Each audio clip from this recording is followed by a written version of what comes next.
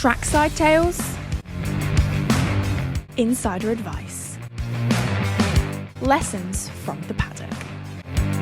Find it all here on the Sector 1 Motorsport podcast in partnership with Formula Careers. Hello and welcome to the Sector 1 Motorsport podcast in partnership with Formula Careers. On today's episode, I am joined by a young freelance writer who has worked with recognisable motorsport names such as Silverstone, F1 Arcade, W Series. She's an incredible storyteller. Please welcome Ellie Thompson. Ellie, thank you so much for joining me. Hi, thank you. Oh my God, I never know how to thank some, when people welcome you to something and I'm like, yes, hi, so great to be here. So yeah, now that that's out of the way and I've kind of got past that awkwardness stage, yes, hello, hi. Well, I feel like I'm going to ask you to do something now which might be a bit awkward. I need Okay, you to introduce yourself. Tell us exactly who you are in your own okay. words. No, that's less awkward, believe it or not, somehow. Okay, so yes, I'm Ellie. Um, I am a writer. Always have been a writer, always enjoyed telling stories and stuff like that, but mostly your silly little fictional stories you kind of write when you're younger and always kind of was interested in media and making like little magazines, things like that. So I've always had that kind of side to me. And then studied media at like GCSE, A level, and then obviously uni and kind of knew that this was what I wanted to do and then just kind of fell into motorsport with it. Having known I always wanted to be a writer and fell into motorsport with writing and initially not knowing where it would go. But yeah, that's kind of briefly how I got into it. I'm sure we'll get on it again, get onto it and touch on it a bit more. But that's kind of briefly where it came from. And then once I kind of started writing, thinking I just want to kind of create things, um, yeah, I guess I kind of have just been really lucky to really be able to experiment with what I've done and work with really cool people. I say this all the time, like the people that I've worked with, it's like the coolest thing ever. Like, no way would I have ever imagined it. So yeah, I guess that's kind of it in a nutshell. When it comes to my writing, I tend to focus on the stories, the emotions, like the untold stories that people might not necessarily get to hear if they're not asked, if these specific questions aren't asked. Um, so really getting into like the emotions, especially in motorsport, everyone's emotions are always crazy, right? Like a racing driver can have highs and lows, and I think focusing on both sides is what I really enjoy doing. So yeah, if you've read anything by me, you've probably kind of seen that vibe. Um, but yeah, that's kind of me briefly in a nutshell. Maybe a bit of a long-winded nutshell, but yeah, that's kind of it, I suppose. Let's try go to the very beginning then. Yeah. Motorsport. Where did your interest stem from that? Where was that beginning? It's a funny story, really. My family have always been interested in like sport and stuff. Like football's always been a massive thing in my house, kind of living in the Northeast, supporting like Newcastle United, like that's always been like a thing. So I've always been exposed to sport. Um, And then it's funny because when I was maybe like 6 or 7, I was young, and one of my really good friends used to, well, in my old street, used to live across the road from me. And when you're younger and obviously you have someone who lives close, you like go to the houses and all that stuff. So I used to go around there all the time. We used to, whatever. Um, and I would go on a Sunday. And her family have always been into like F1 and stuff. And her mum would always be like, "Oh, like, do you want to come and watch the Grand Prix?" And I'd be like, "No, it's boring. Like, why would anyone want to sit and watch that?" And this was kind of like the Jensen kind of era, like that kind of time. And I was just like, no. And obviously at that point it was a lot louder and stuff than it is. And I was just like, I just don't want to watch it. Like, no thanks. And then a few years later, I kind of still, because my family had followed sport, but I've always been more of like a music kind of girl. So I always thought that I would maybe go into music media and kind of do this, what I'm doing now, but in the music kind of sphere, which I still would. Um, but sport kind of just came along. I got an F1 in 2018, so it was pre-Drive to Survive, just before like Drive to Survive came out. It was like Charles's first year, like with like Sauber and stuff. It was that year, and it was such a good year. So that was when I first kind of was like, okay, I'll give it a go. Everyone kind of, my stepdad kind of watched it, and he was like, I'll just watch it, just give it a go. And I was like, fine. So I did. Um, and then from there, just kind of here we are. F1 has always been like the main kind of thing. It was the first thing I got into, but I think gradually from a fan perspective, but also like working in it and just wanting to kind of get into as much as possible. Now I'm obviously into like pretty much every kind of single seater. You know, you've got your Formula E, you've got your F1, your F2, your F3, which is predominantly kind of, I know we'll get onto it, but that's kind of where I find myself working a lot more, like, you know, with the younger drivers and stuff. So it is quite a funny story how I actually got into it, being exposed to it when I was young, but being like, no chance. Absolutely not. I love that you've said that because my dad always watched Formula One. It was always Yeah. on, the whole weekend, and I was always like, hmm oh my God, when can I turn this over? Get some Disney Channel going on. Like, this is boring. Absolutely. So that, do you know what? That is so the Disney Channel aspect of it. If it was happening in my house, I would be the exact same. Like, where is Disney Channel? Honestly, like that is I so true. used to be so mean though. Like I used to see them on the telly and I'd see like Sebastian Vettel, I'd be like, oh, he just looks so grumpy all the time. This is so boring. And now I'm like, yeah, I I hate my younger self for thinking Yeah.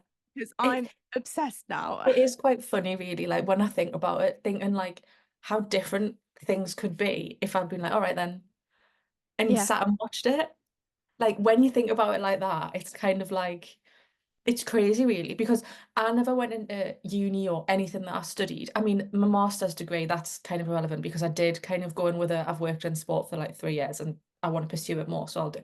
But everything before that was kind of like I enjoy learning about the media because obviously at GCSE and A level, it's very different to what it's like at degree level. Um, but I always enjoyed that again, probably because I enjoyed writing essays and stuff. I love writing essays, which nobody really says. Crazy Um, woman. but yeah. So it's weird to think that every educational decision could have been based off that. Yeah. Like my master's obviously was wanted to like specialize in sport, whatever. But like when you actually think about if I'd said yes all those years ago, like how different it could be. It's weird, really, like when you think about things like that. Let's look into the writing then, because you've already mentioned that you were kind of that person who always enjoyed it, little magazines, writing hmm stories. hmm When did the interest in more journalistic writing begin? Honestly, like when I say making like little magazines, I genuinely did used to, I think I used to make like a Moshi Monsters magazine, like who hasn't been there, right? I swear. I used to make, and do you know what? It's probably still, I used to make it at my grandma's and it's probably still on her computer, this magazine. And this is the one I always mention when people ask this question. Um, so yeah, I used to do stuff like that. And you know, when you'd be like, give me £1 and like I'll give you this. Like Hmm. I was a real businesswoman back in the day. Um, but in terms of honestly, I don't really know. It's funny because I always kind of was like, I don't want to do like a journalism degree. I'm not really into that. And then now I've kind of been doing this for 4 years, and I'm like, yeah, like I enjoy this. But the way I kind of see it, like I'm not as into at this point. I'm not as into like like breaking news stories and things like that. I would much rather sit with someone and tell the story of kind of their life, their career, whatever. Um, so that's the kind of journalism that I've fallen into, if that Hmm. makes sense. Um, but I honestly don't really think I ever sat in, obviously I did, you do bits for school, like, you know, when you're doing your GCSEs and you have to learn how to do all sorts of different, like, types of writing and things. So I obviously did stuff for that and I enjoyed it. Um, but like proper kind of journalism writing, I guess probably really started when I actually started writing like mo in motorsport for myself. But again, it was kind of like from a storytelling kind of perspective, if that makes sense. Um, Obviously now I've kind of worked on a few more different types of pieces, which are probably a bit more typical journalistic than not. But they still have that element of like storytelling in there because I think that's what I've always like enjoyed. I've always enjoyed like reading stories, writing stories. So I think there's always going to be that like that's my like little twist, you know, when people have their niche on things, which is so important, especially in something like this kind of industry. Um, I think that's my kind of niche, Hmm. always having the storytelling, because regardless of what type of, even if it is a breaking news story, it's still a story. It's Yeah. just told and received in a different way, if that makes sense. I feel like that's me rambling a bit, but that's kind of how I differentiate. Well, a news story, I guess you have to be a lot more factual. You have to stick Yeah, to exactly what happened. You don't really go into the details. You don't really go in depth. You just need to yeah, report exactly what's happening. I guess you much more yeah. prefer the detail. You like that Yeah. bit. Yeah. Honestly, like when I said before, like about love and writing essays, like I am. not a waffler in a bad way, but like I just always have so much to talk about. You're good at hitting the word count. Yeah, a bit too good. Hitting the word count and then some, and then the problem is having to get rid of. The hard bit. Yeah. Yeah, that's the hardest part of writing an essay. So Yeah. your blog that you started, I'm curious, did you start that with the intention of it being a career, or was that just for fun? Honestly, it was just so I started it in 2020, about just over 4 years ago. It was like September 2020 was when I did my first interview. So it's probably like August time. And I had that whole summer of doing nothing because I didn't do my A-levels because of COVID. Knowing that I was going to do like a mass communication degree, knowing that I enjoyed my writing, that I wanted to go into that full time afterwards. I just wanted to create a portfolio, really. I just wanted a website that wasn't going to be perfect. Like it was just a place to do some writing and just have it all in one place so that when it came to applying for jobs, having these conversations about what I wanted to do afterwards, I could say, look, this is everything I've done. It's all here. Do with that what you will. Um, so I never went into it like, especially not with, I didn't want to just focus on motorsport either. I wanted to do a bit of everything. And it just happened that motorsport was the first thing that I started with. And then did one interview and was like, okay, like this is what I want to do. Um, but no, I didn't create it with the intention of making money from it. I didn't think like I want to do this for a living. Um, it just kind of happened. Mhm. It honestly was just to have somewhere where I could showcase what I'd been doing. That was literally it. Let's talk about that first project then. What exactly was it? How did it start? How did it happen? Give us the Um, rundown. honestly, I've talked about this a lot, and I always sit and talk about it with the biggest smile on my face. So Sasha Fenestras, who obviously has done Formula E, and previously at this time when we spoke, he was living in Japan. Um, he was racing in Japan. He was in Super Formula and Super GT. And we followed each other on Twitter, like you know when you like race favorite racing driver like follows you back, and you're like, oh my God. Um, and I just thought, you know what, like why do I not just ask and just say like, look, like I'm just doing this for fun. Like, would you be up for it? And he was, and he was like, yes, like let's do it. It was so nice. I was so scared, and he was just like, just chill. Like it's so chill. Like honestly, like the night before, like I didn't really sleep. And it's funny because now I do it, and it's just like I've known this person that I'm speaking to for years. Like whenever I jump on a call with someone now, it's crazy. But yeah, so Sasha was the first person that I spoke to like in this industry and in any industry, I suppose. It was the very first project that I did. And just the whole thing, like the researching and then pulling questions from that, and then actually sitting down and having the conversation, and then going away and transcribing and writing it all up. Even though then the way I did it then was very different to how I do it now. It was literally like question, answer, question, answer. So obviously I've changed it, my writing style's changed as I've become a bit more confident, I suppose. Um, but yeah, just the whole process. And I think because of the whole COVID thing and everyone being forced to kind of be in the house and a lot of people were online all the time, and obviously the drivers in F1 were always streaming and there was that community being built. I built a really good group of friends, like because we didn't have anything else to do except sit in the house and talk to each other all day. Um, so I was really lucky that when it was done and when I uploaded it, like obviously Sasha shared it, and then all my friends were like really supportive as well. And I think obviously all of that kind of played into wanting to continue. Um, so yeah, Sasha is just, and then we spoke again last year. And it was just so like full circle. It was really weird. He was just like, oh my God, like, how's everything been? Like, and I was telling him what I was doing, and he was just like, what the hell? And I was like, what the hell? And it was just, honestly, he's just the best human being ever. And I You've just both feel come on so, leaps and bounds since, yeah, eh? yeah. And I was just like, it's so, this probably sounds a bit cheesy, but like, it's just so nice to, like, if I know that if I was to speak to him again, would still go back to that. So it's like I have a lot to thank him for because without him, I wouldn't have, I wouldn't be working in this now, I don't think.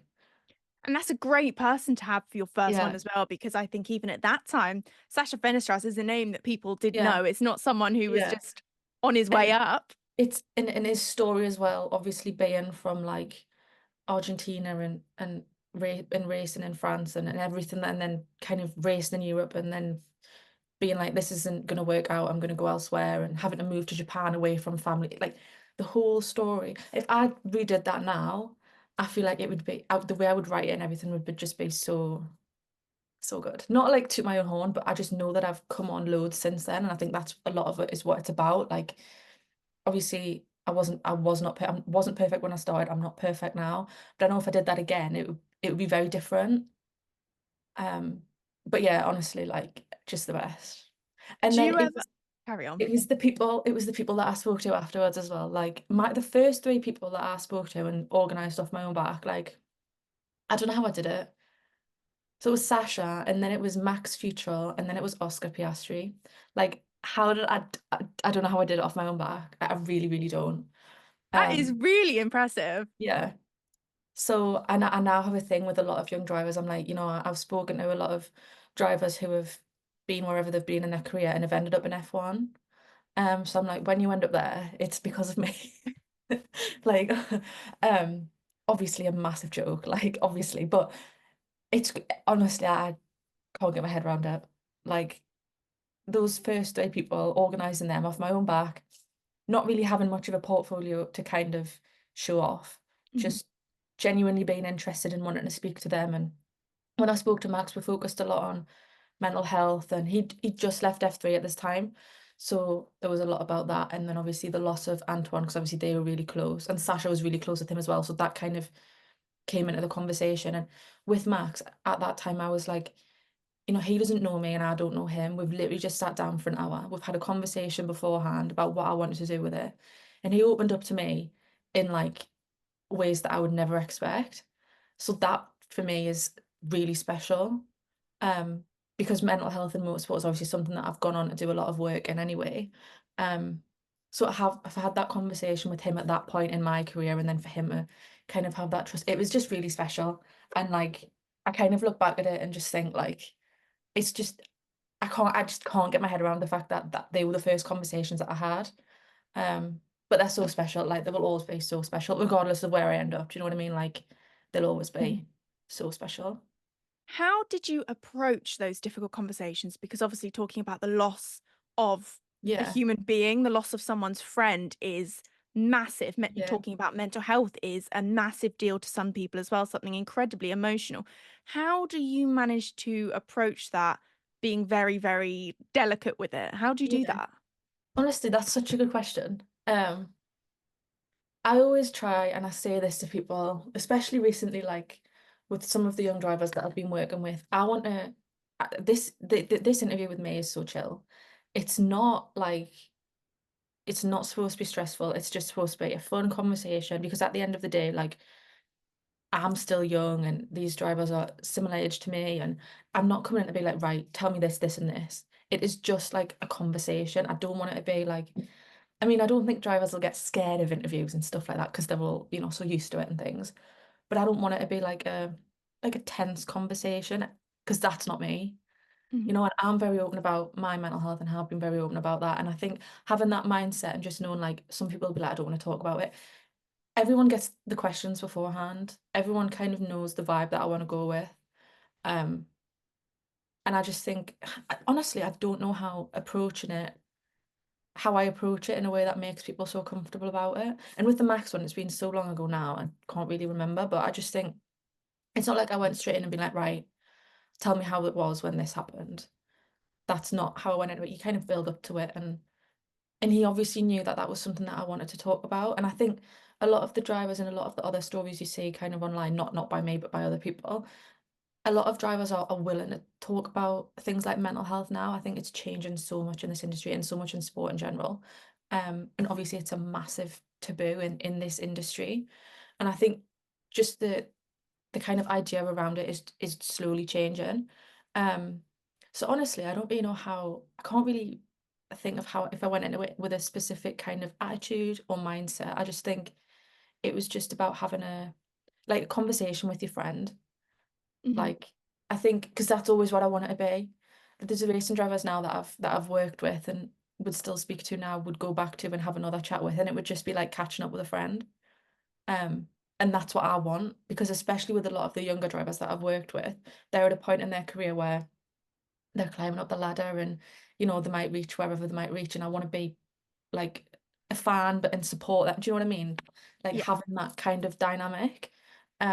So I think that's why I go into those conversations like that, just as if it's like catching up with a friend. Yeah. Because I think that's the best way to do it for me as well. I don't want to be like, oh my God, I hated every second of that. Like, how did they feel? Like, I don't want that. That's not how I am. And I just think having those really deep and emotional conversations, the way I kind of approach it, it works really well for me to get those good quotes, those good, like some people have said some really good things to me, like, and I'm just like, oh my God, that was a brilliant quote. Like, because that's kind of how I see it, you know, if it's really emotional, like hopefully people reading it will feel how I felt when they said it. Yeah. Now, you've mentioned a little bit there about how you want it to be good, you want it to be Mhm. chill, you want it to be like friends chatting. Have you had any interviews which have been the complete opposite? You've left it feeling awful. Have you had to endure any of those yet?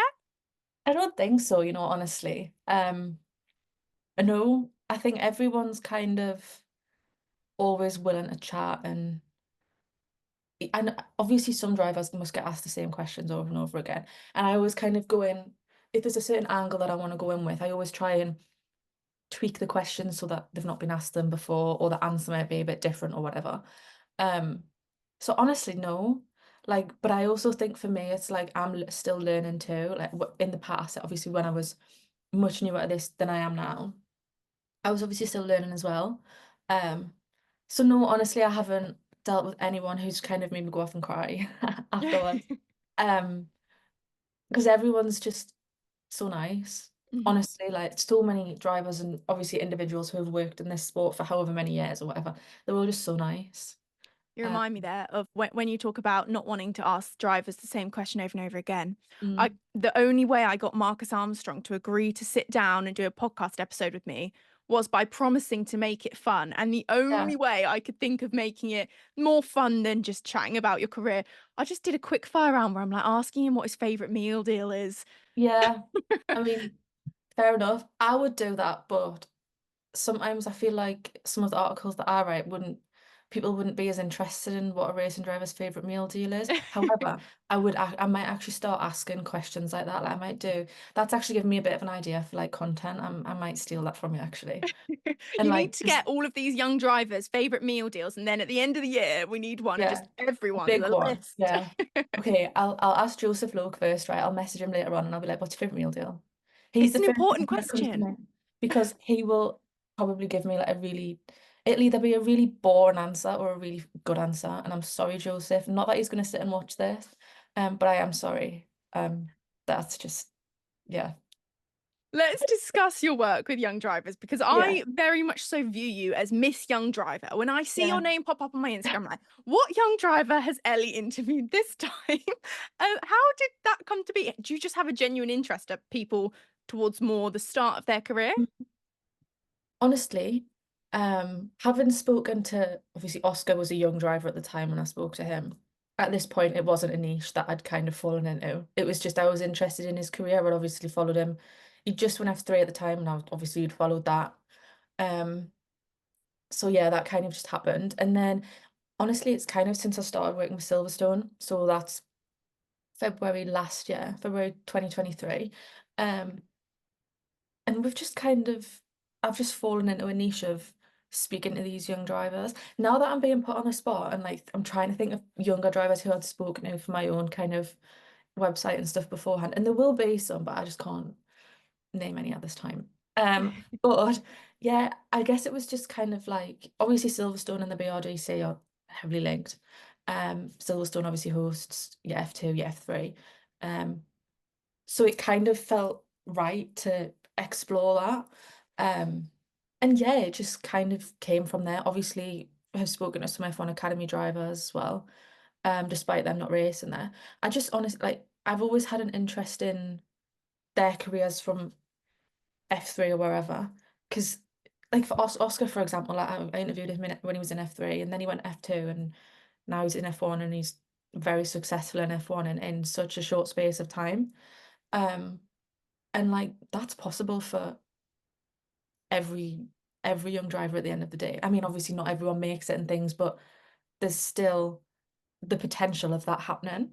And even if not, even if they don't end up in F1, you know, they end up in Formula E, for example, that's still a massive deal. So being able to follow the careers from an early point and learn about what they've done up to that point and then see how they go on and progress, I love that. Um, so much. I just think there's just something really special about knowing and speaking to a driver when they're at that stage and then seeing kind of where they go from there. And being able to follow that and you know if we need to speak again then we can come back and chat again and be like, okay, so what's happened since we last spoke then, and they might have this ridiculous story of what's happened between, I don't know, whenever. So I honestly, it's just a niche that I've just fallen into, but I love it so much. Like honestly, the amount of young drivers that I have in mind to speak to going into next year, and now with Elms coming back to Silverstone next year, and obviously a lot of, well, not a lot, but a few British drivers who have gone up the single seater ladder in F2 and F3 have ended up in Elms, and it's like going from single seaters to endurance. Like, what's that like? There's so many potential like people to speak to, and there's such good conversations there that are waiting to happen, and I'm just like, I'm so excited. Um, so yeah, that's kind of how, honestly, it's not like I went, not like Silverstone kind of, the relationship started saying we want you to speak to young drivers. It was just kind of like we fell into it. Mhm. But it's, oh, I love it. It's so honestly so fun. I Yeah, feel like it's rewarding because you then see their progress as well. Like Oscar exactly. Piastri, he's probably an extreme version of that, seeing him Hmm. go from F3, F2, F1 so Exactly. quickly. And you're like, Yeah. spoke to that guy.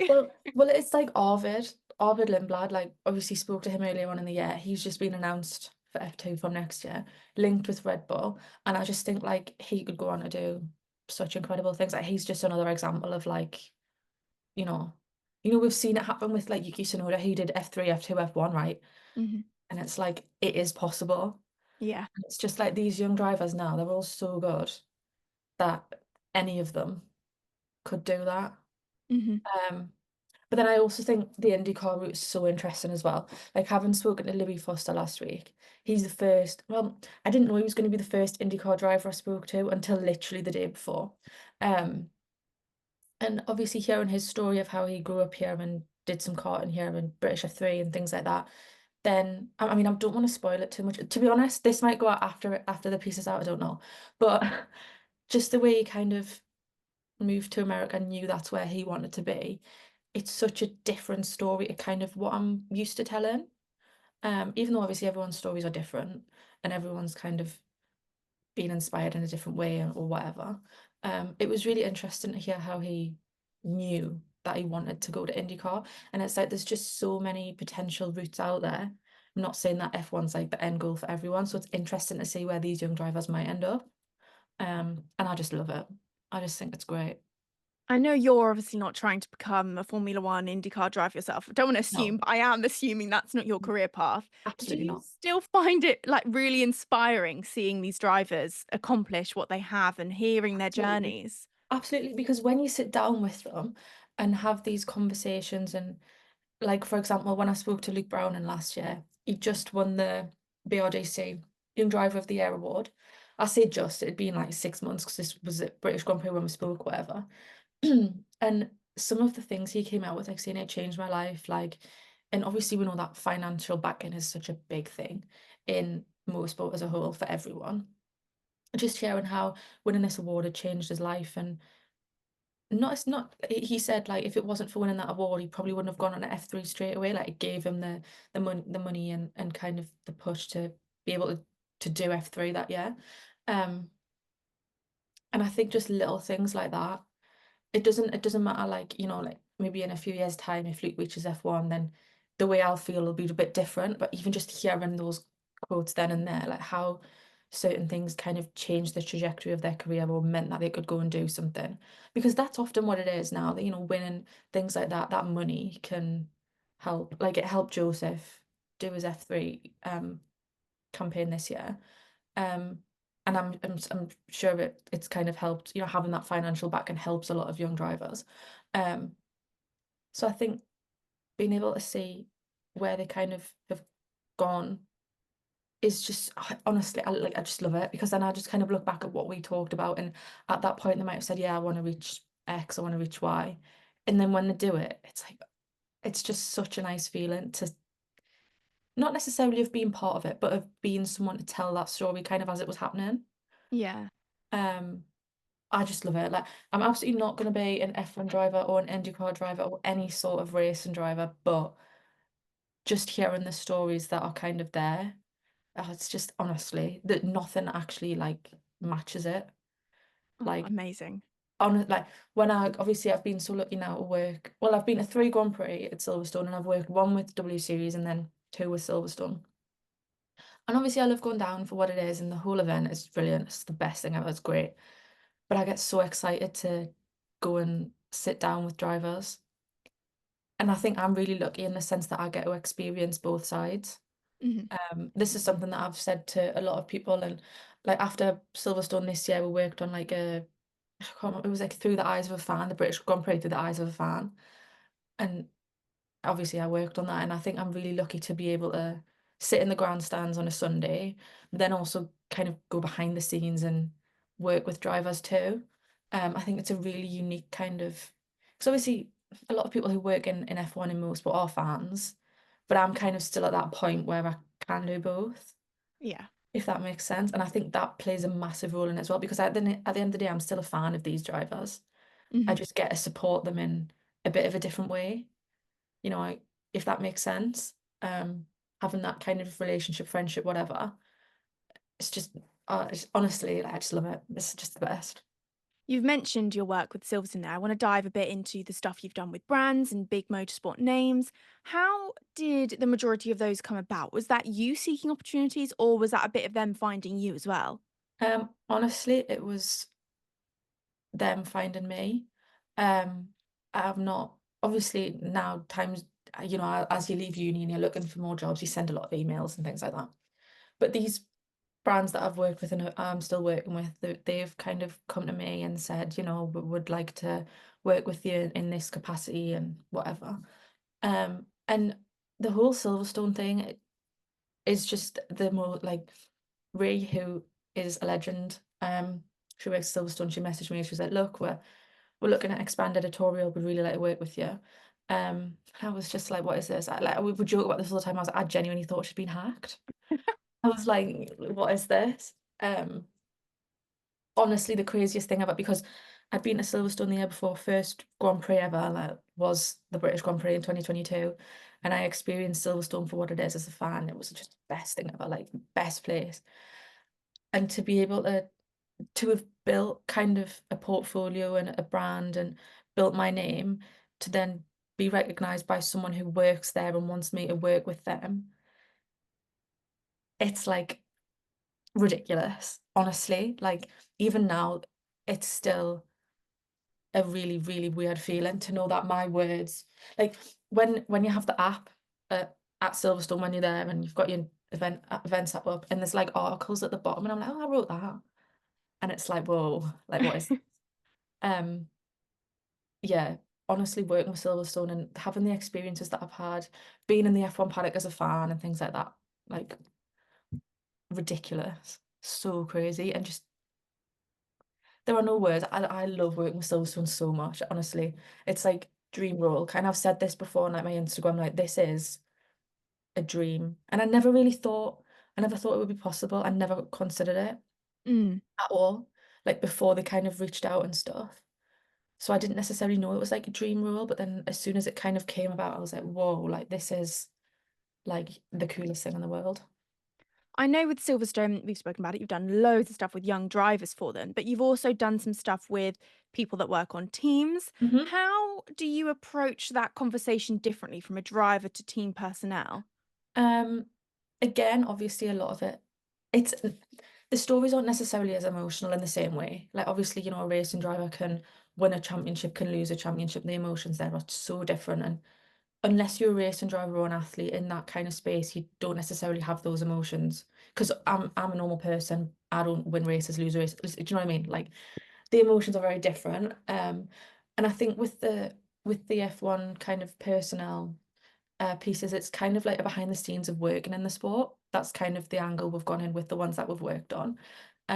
So again, it's very much kind of like, because now with TikTok and things like this, like these podcasts, obviously everything Formula Careers does, so many more people now are interested in how people get into these roles. And that was a huge thing when we were kind of discussing these ideas. We're like, people now want to know how you become an engineer, how you become a photographer, how you become a strategist, whatever it might be. Um, so there's always the interest there in how people got to these roles, like what's their journey, what did they study, did they study anything, like what kind of happened to get them there. So that's a big part of it. And then the other kind of side of it is like, what is it actually like working in an F1 team? Because these people like travel around the world, they spend half a year away from home. It's a massive deal. Um, so it's kind of like, what is it really like? You know, what does a race day look like? What does a weekend look like? And what is it actually really like being part of this team and working in this sport? That's kind of the approach to these type of pieces. Just to kind of give more of an insight into what is going on, and because unless people are telling these stories, and this is a massive thing that's been talked about with, like underrepresented groups in motorsport. If you're not speaking to these people, um, nobody knows that these roles exist. Like you might see some people on telly, but there's actually so many more people behind these people that you see on the screen. Um, and I think that's a big part of it as well. Obviously, this story is very different. There might be some emotional parts in there. Um, but the approach is just generally different. For example, when I was speaking to like Joseph, for example, obviously wanted to cover his career as a whole, but wanted to really focus on how he felt when he won the BRDC award. And that's obviously very different when you're talking to like when I spoke to Callum Nicholas from Red Bull, who's obviously a mechanic. Um, it's just very different, but the stories are still just as incredible. Hmm. And I really think like with TikTok growing and the F1 kind of space on there talking about these rules, and obviously like I say everything like these podcasting and things do, so many more people now want to know how you get into F1, and it's not necessarily an easy industry to get into. So that's why I think with these stories there's kind of a different angle um to focus on what it's really like, how you actually get there, and there's always kind of an advice element as well, like what would you kind of say to people who want this job or like want to kind of follow in your footsteps. That's maybe not the right phrasing, but like just to kind of get a better idea of what goes on, how we can get there. But they're still just as fun. Because even for Yeah. me, like I'm not an engineer. I am rubbish at maths and not really a fan of science. I'm a writer for a reason. But it's so interesting to learn about how people get into these jobs. Like when I spoke to a Red Arrows pilot ahead of the British Grand Prix this year, like I know that's kind of unrelated to F1 completely, but that angle there was obviously, the fly past and the kind of air display at Silverstone. Like I never would have imagined that that would have been a conversation that I would have had. I'm curious as to how you prepare for that because I'm in a similar circumstance to you. Yeah. Maths, science, not Not, my yeah. thing at all. So Mhm. when I was preparing for interviews, like I interviewed a technical director of a Formula One team or a strategist, I find it a really fine balance of knowing what I'm talking about, but leaving room for them to explain it to me because Yeah. honestly, I'm struggling to get my head around it. How Yeah. do you approach that and manage to do your research well? The F1 rules are a bit kind of different. I find them a bit easier because I Mhm. know a bit of what's going on and things like that. Like I understand a bit of the engineering, and you've got to know certain things to kind of know what's going on in F1. Do you know what I mean? I'm not an expert, but I understand what different things mean. Um, but for the Red Arrows one, honestly, like being someone from obviously the Northeast, the Great North Run's massive, so the Red Arrows are a massive part of that. So I've always kind of, known what they are and things like that. But one of the questions I asked was, what are the Red Arrows? Obviously, I know what they are, Yeah. but hearing it from someone who's actually involved in that capacity, like is literally flying the Red Arrows, like crazy. It's just hearing what things are and what things mean in their words, because Mhm. their explanations are going to be better than mine, let's be real. Um, so yeah, it was a lot of the way we kind of did that was looking at the air display, looking at the fly past, because that's obviously a massive, massive part of the race. It's a big part of a lot of Grand Prix, having your grid fly pasts and stuff. Um, and it was just so interesting to kind of hear about how Ollie was the pilot that I spoke to, how he got into kind of the RAF and flying, and he'd been involved in last year's fly past as well. So it was like, what was that like? And he was like, in the moment, you kind of have to focus on what you're doing because it's such like a tight operation, like strict operation. You can't, if it goes wrong, then it never does because they train so much. That's what I was saying. I was like, how much? He was like, train a lot. But he was like, then afterwards, you kind of realize what you've just done and what you've just been part of. Um, and it was things like that that was really interesting.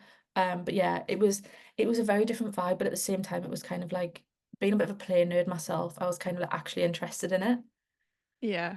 And then obviously being there, because the piece went out just before, literally on the Wednesday morning, I think when I got there, I was sending it off to like Silverstone, like it's done, it's ready, it can go live whenever. And then so when everything was happening at the weekend, I was like, oh, like there he is. Like spoke to him last week. It's really weird. It's really bizarre. But again, it was so interesting. And it's just an interview that I never would have expected to have. It's a conversation I never thought I would have had. Because it's just so different. So And random. yeah. But it's like Let it's random, but it's such an important part of Yeah. an F1 weekend, especially at Silverstone.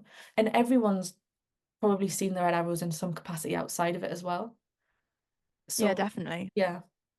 Let's talk a little bit more about you. In this era of trying to get into any industry, I feel Mhm. like, particularly for what you're involved in and what I'm involved in, particularly media, a personal brand is so, so important. We've spoken about your niche kind of being more emotional topics, more Mhm. feature writing, young drivers. But how have you built your own personal brand to stand out to these companies who've come and found you and said, I want you to write for us? Yeah. Honestly, I have absolutely no idea. Just being real. It's I don't know. just Um, happened. yeah. I'm just that great. No, I'm not. I think when I said before about having always been open about my mental health, like that is something that I've always been big on. And I know a lot of people aren't, and a lot of people struggle. So people like me who are comfortable about having those conversations are really important, and then encouraging people to realize that it's actually all right to, feel a bit vulnerable and talk about everything that kind of goes on in your brain because it's so scary. Like I remember when I first started talking about my mental health, I was like scared. I was like, I can't do this. Mhm. And I know a lot of people are kind of in that phase. So being able to have the conversations to show people that it's all right. And, I've written some pieces and people have then messaged being like, oh, like I relate to this, like I feel like this too. So even just little things like that, um, and being really authentic in that is something that I'm really passionate about. Having spoken to drivers about it, having worked with teams on it, and I obviously did my undergrad dissertation on mental health in motorsport as well. So it's something that I'm really passionate about. And I think a lot of what I've kind of done, I've kind of shown that personal side, if that makes sense, but also just like every single thing that I work on, I'm so proud of it. Like every single thing. Um, Even if it might be a bit of a shorter interview than one, like I'm still so proud of it.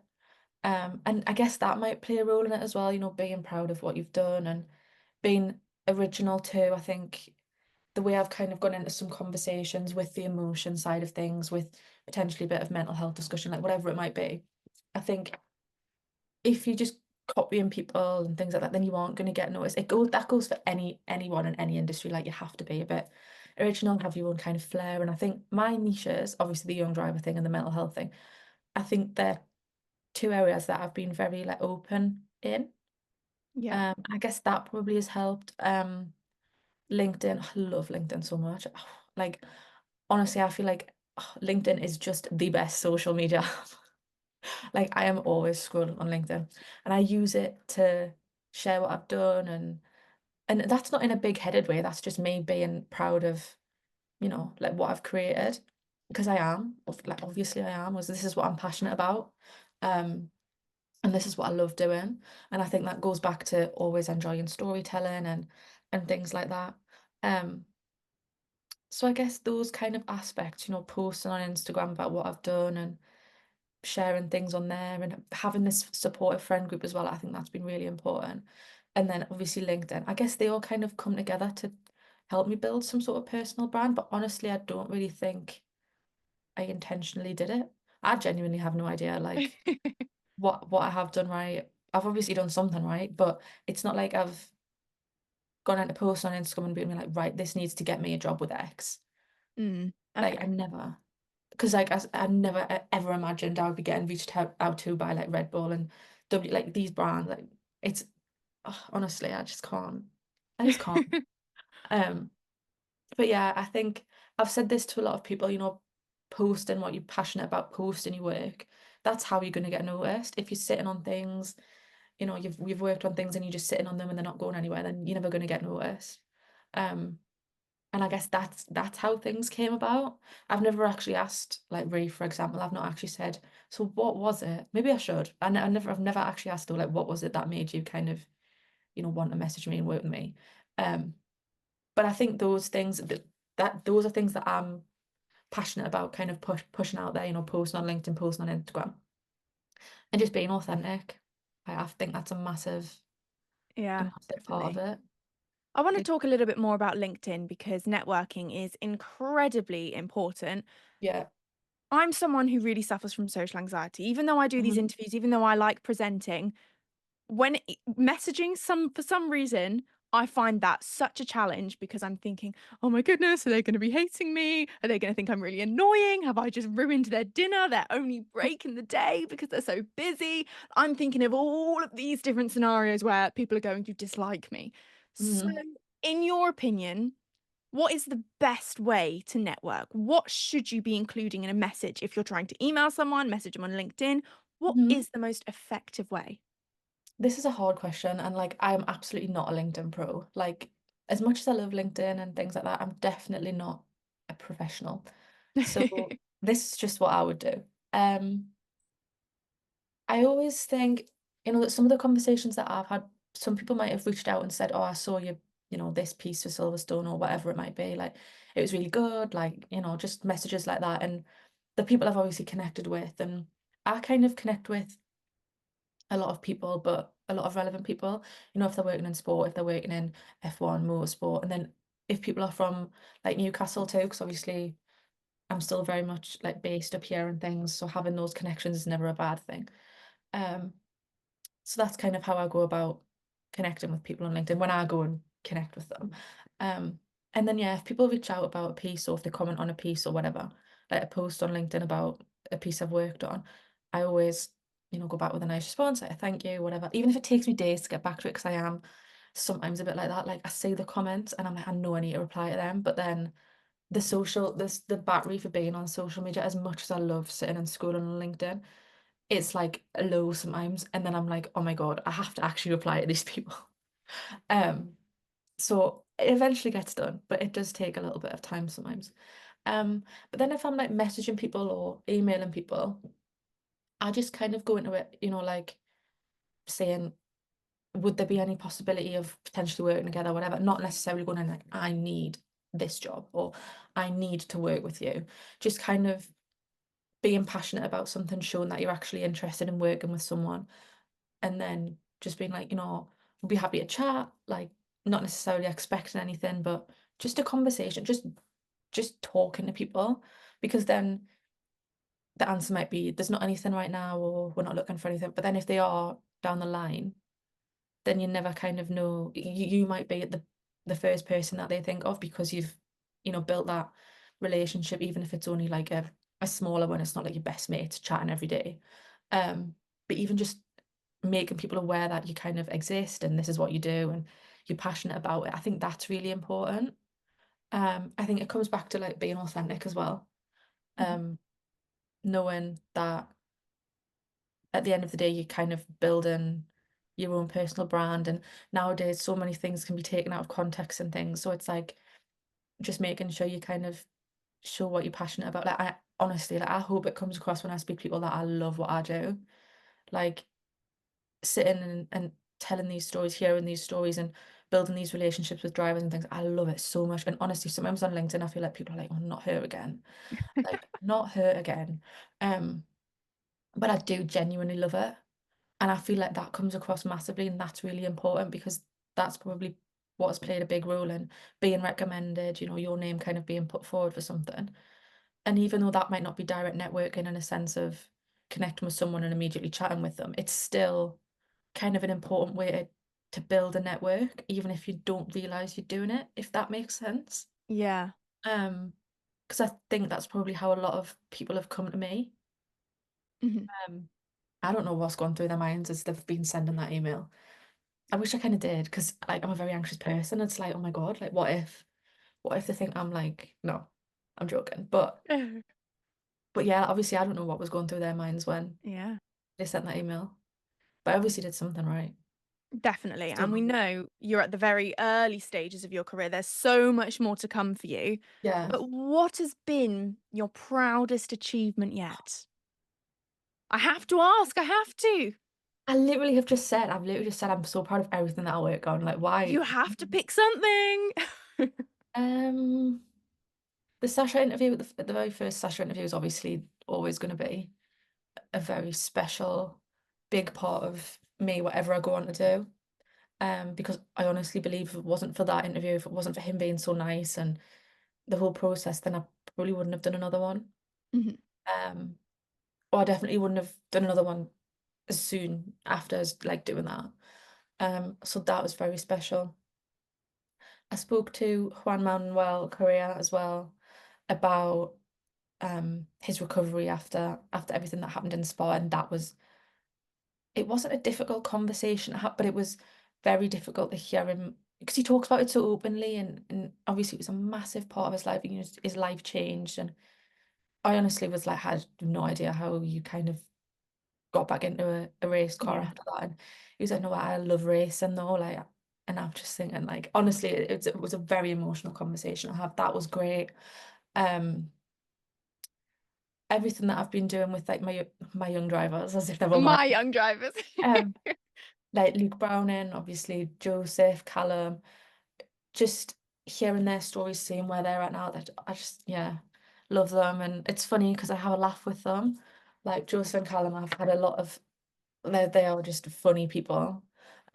And that's a big thing about it as well. Like, yeah, it's kind of a professional thing, I'm working with you on a project, whatever, but it's still nice to just be able to have a laugh with someone because everyone's Mhm. human at the end of the day.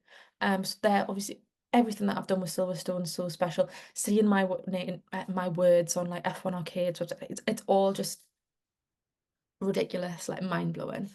Um, so I honestly cannot pick one.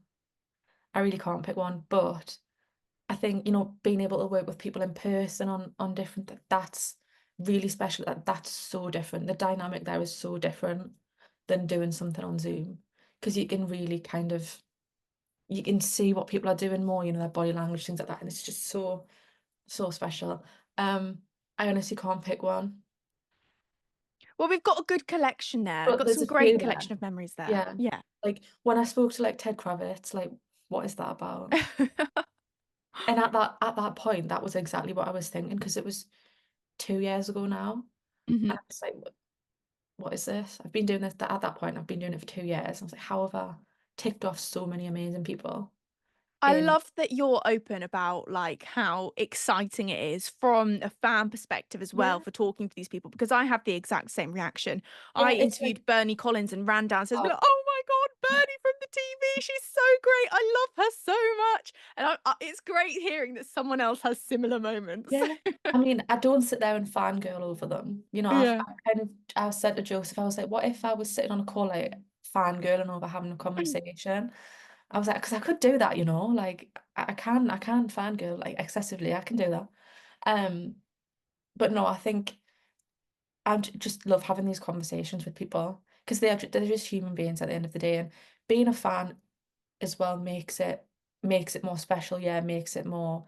I'm just so passionate about it because I know what it's like to be a fan of something, and Mhm. that's something that I've always grown up with. You know fine well, like that. With the same interests and stuff. Like, shout out the fans, like Shout out Brad so prof- Simpson. so Love you. professional.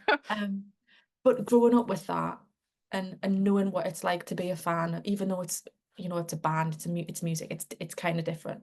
I think knowing that I still get to enjoy this from a fan perspective as well. Like going to the Grand Prix as a fan, there's no better feeling than like walking through those gates and like I just it's, it's so lucky to be able to experience that. But then on the flip side, so lucky to be able to like go and sit down with the driver and have a conversation. And like I say, like being in the F1 paddock, like that was being able to experience that as a fan. I'm pleased I've done that and I've ticked that off. So that Mhm. next time, one day, hopefully, if it's in more of a professional, I can go in and like not freak out about being in the F1 paddock because it's a massive thing. Being in there was so weird. It felt like so crazy.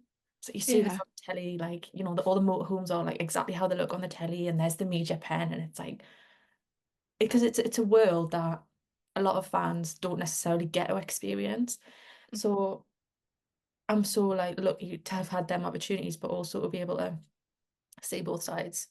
And I think that really comes across in like the through the eyes of the fan piece that I was talking about.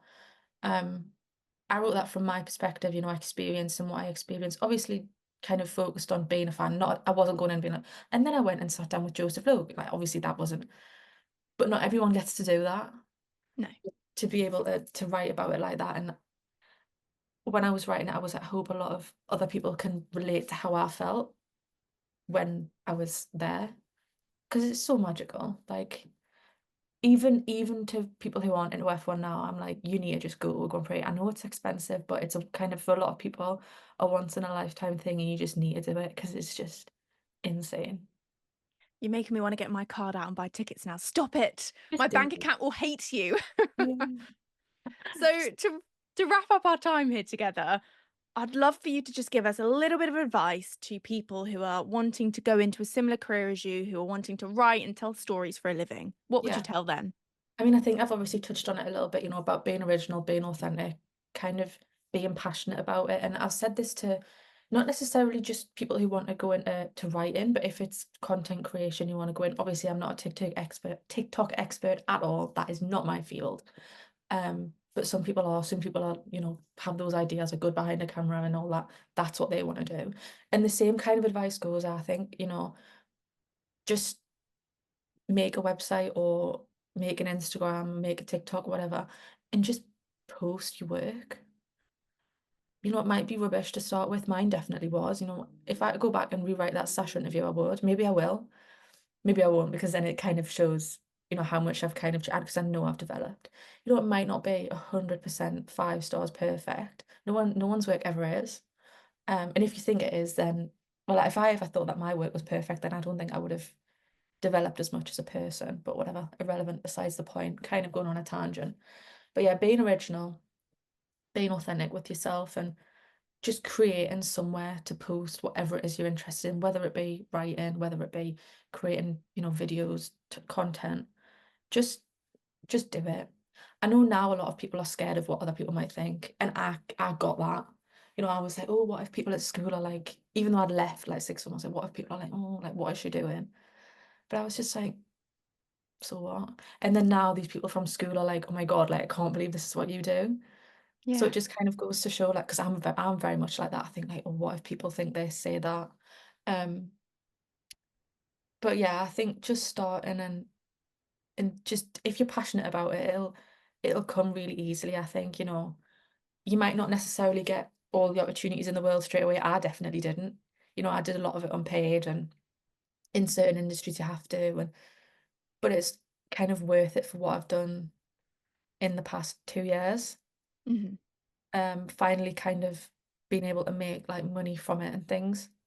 Um, yeah, I just honestly, you know, if you're passionate about something, then just give it a shot. You never know what might come from it. I never thought I would be contacted by the people I've been contacted with.